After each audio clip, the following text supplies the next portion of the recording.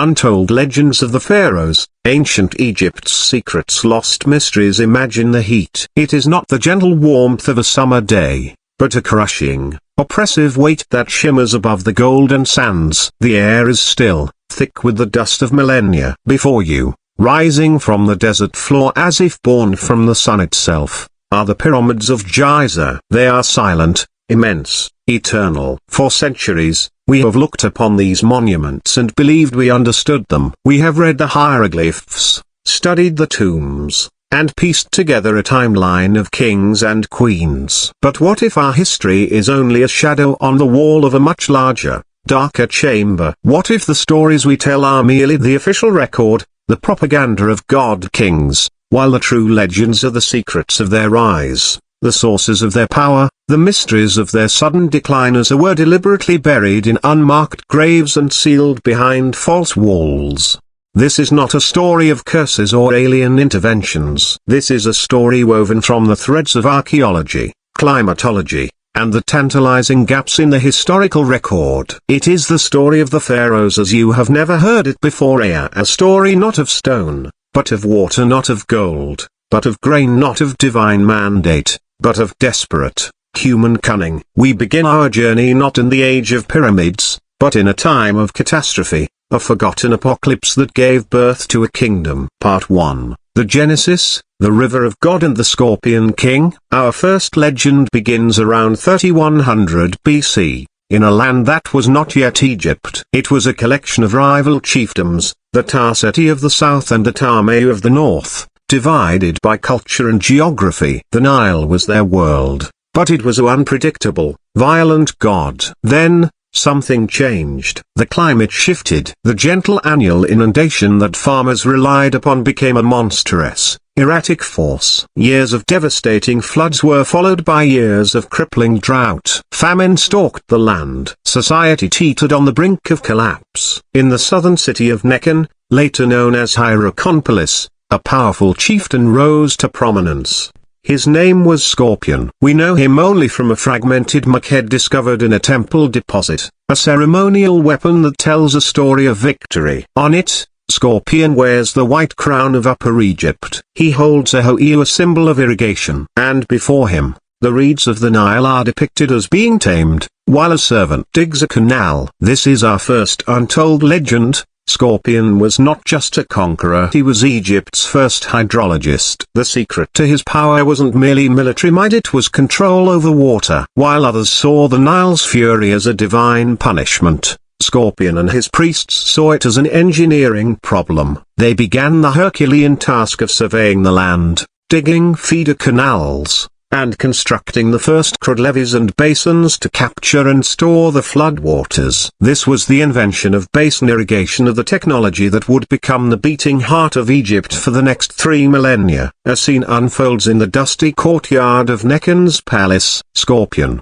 a man with eyes sharp and calculating, stands over a map scratched onto a clay tablet. The river does not hate us, Tehotep, Scorpion says to his chief priest, his voice low and steady. It is simply blind power. Like a wild bull, we cannot pray it into submission. We must build a corral for it. Tehotep, an older man with a face lined by sun and thought, traces a path on the map. The channel here, Great One, would divert the high waters to the western plain. We could hold it, like wine in a jar, and release it when the land is thirsty. Exactly, Scorpion replies, a flicker of ambition in his gaze. The tribe to the north, they hoard grain. But we will hoard water. And he who controls the water, controls the grain. He who controls the grain, controls the people. This was the revolutionary idea. By guaranteeing a food supply even in lean years, Scorpion could attract followers, support a standing army, and project power. His campaigns were as much about seizing territory as they were about integrating new lands into his nascent hydrological network. The unification of Egypt under Narmer, who may have been Scorpion's direct successor, was the political culmination of an agricultural revolution. The pharaoh was not just a king, he was the master of the Nile, the guarantor of the inundation. His power was literally liquid. This is the foundational secret of the Egyptian state. It was the world's first and most successful hydraulic empire. Part 2. the zenith, the secret of the stone and the voice of the god. Centuries later, the principle established by Scorpion reached its ultimate expression in the 4th dynasty. We all know the names, Khufu, Kaffa, Menkaure, and we know their monuments, the Great Pyramids. For generations, we've been obsessed with how they were built. But the more profound mystery is why? Why divert the entire resources of a kingdom for decades to build a tomb of such staggering, almost obscene proportions? The orthodox answer is ego and religion. The Untold legend suggests something more strategic, more brilliant, and more terrifying. The pyramid was not merely a tomb. It was the ultimate instrument of state control. Think of the logistics. Quarrying millions of limestone and granite blocks, transporting them across the river, hauling them up ramps. This required an army of laborers, not slaves, as Hollywood would have it, but tens of thousands of skilled workers. And these workers had to be fed, housed, and managed. This is where the secret lies. The Pyramid Project was a giant, state-sponsored welfare program disguised as a religious undertaking. During the annual inundation, from July to November, the Nile floodplain became a shallow sea. Farming was impossible. This was the Aket, the season of inactivity, which could easily become a season of discontent, idleness, and rebellion. The Pharaoh's government provided the solution. He summoned the farmers to the plateau of Giza. They were paid in bread, beer, and other essentials. They worked in rotating crews, with names found in graffiti near the pyramids like the drunkards of Menkaure or the vigorous gang. The project gave them purpose, income, and a shared national identity. But the true masterstroke was even more subtle. The pharaoh, by controlling the grain silos that fed this massive workforce, also controlled the population data of his entire kingdom. He knew exactly how many men were available, their skills, and their locations. The vizier, the pharaoh's chief minister, was essentially the head of the world's first central planning committee. Let's imagine a conversation in the shadow of the rising pyramid. An overseer named Nebmaket approaches the vizier, Hemianu, the architect of the Great Pyramid. The sound of thousands of workers, the rumble of sledges, and the pounding of stone hammers creates a constant, deafening roar. Vizier, Nebmaket shouts over the din. The Quarriatura reports a delay. The ramp crew will be idle in 2 days. Hemianu, a man with a scroll in one hand and a calculating gaze, does not flinch. Shift 200 men from the granite dressing team to the harbor. They are to unload the shipment of cedar from Byblos. The ramp crew can be reassigned to the causeway paving. Idle hands are an offense to the god and a danger to the state. See that it does not happen. Yes, vizier. This bureaucratic genius ensured that the pharaoh was not just a distant god-king, but the nation's largest employer and chief economist. The pyramid was a physical symbol of his absolute power over life itself. But how did he maintain the belief in his divinity? This leads to our next secret, the manipulation of light and sound. Deep within the temples, like the Sphinx Temple of Kaffa, priests may have used advanced acoustics. The granite walls and floors create a powerful reverberation. A chant or a whisper in the right spot could be amplified, making the priest's voice seem to emanate from the stone itself, or the very voice of the god speaking to the pharaoh. Furthermore, on specific days, like the solstices, shafts of light would be precisely aligned to illuminate the cult statue of the pharaoh, making it appear as if the sun god Ra was physically animating his son on earth.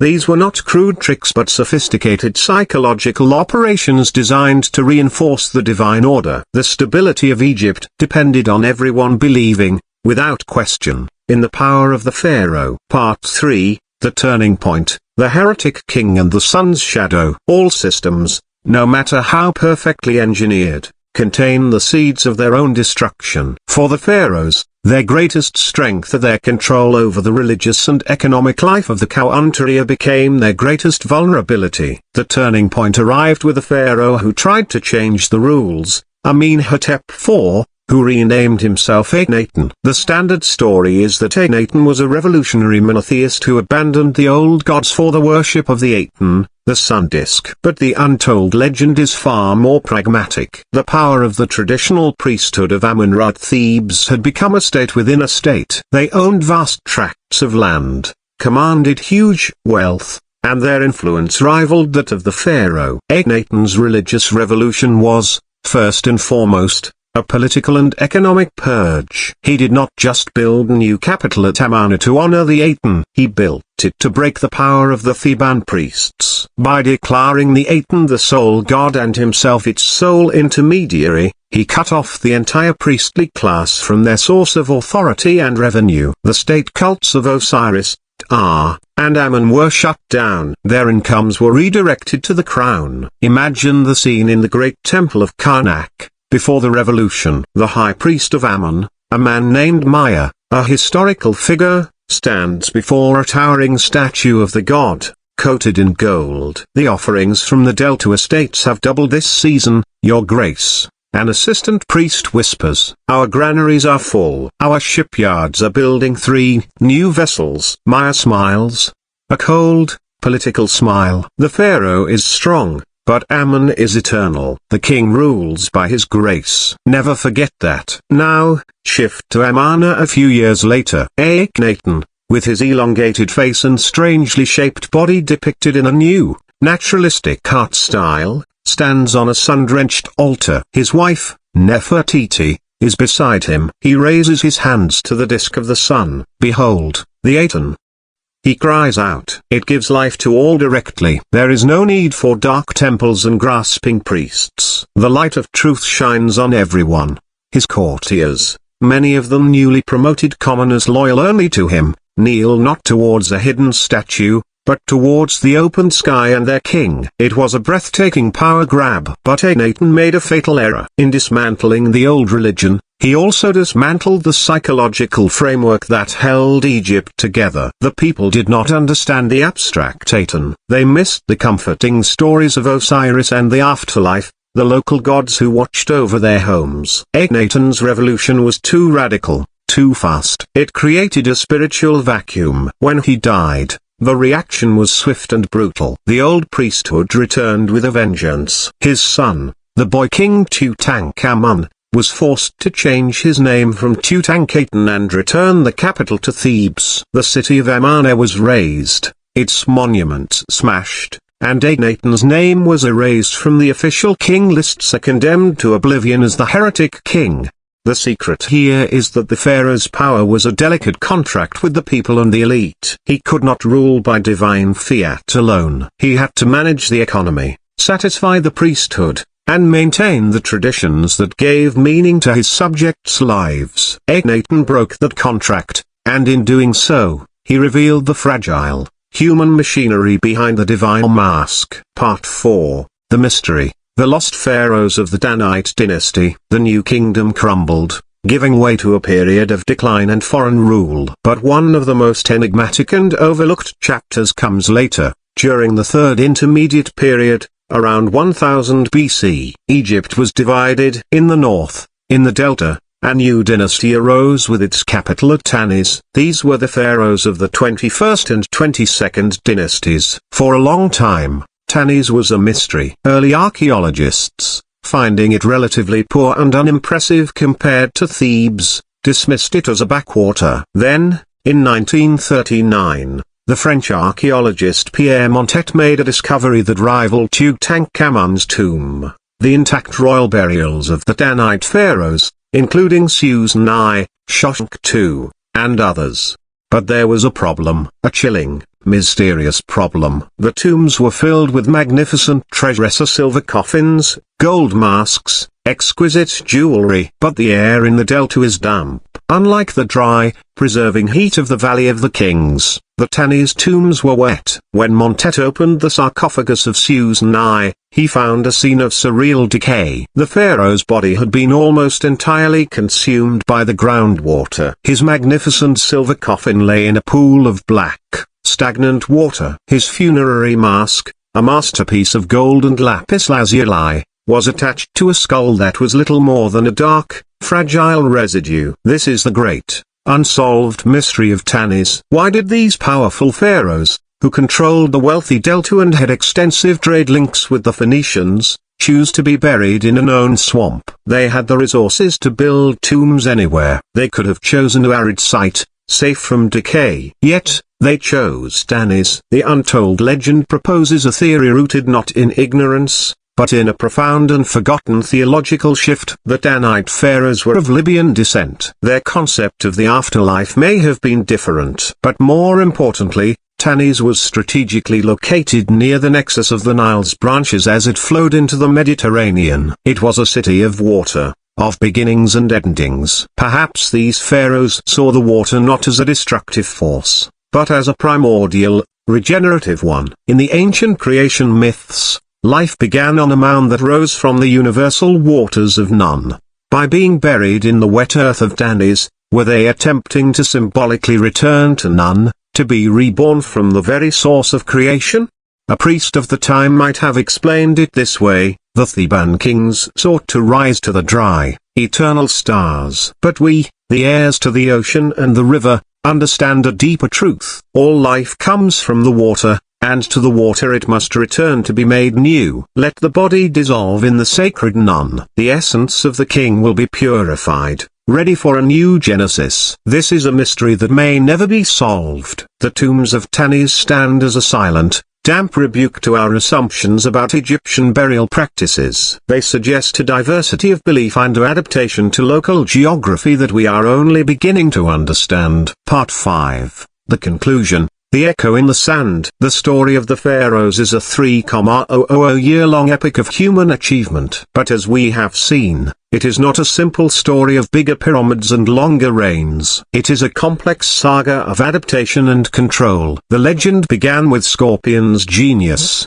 the understanding that controlling water meant controlling people. It peaked with the pyramid builders, who transformed that control into a grand, economic and psychological system that cemented their godlike status. It faltered with Akhenaten, who discovered that the system could not be radically altered without catastrophic consequences. And it ended in mystery with the Danite pharaohs, who chose a different path to eternity, one that embraced the very elements their predecessors had sought to conquer.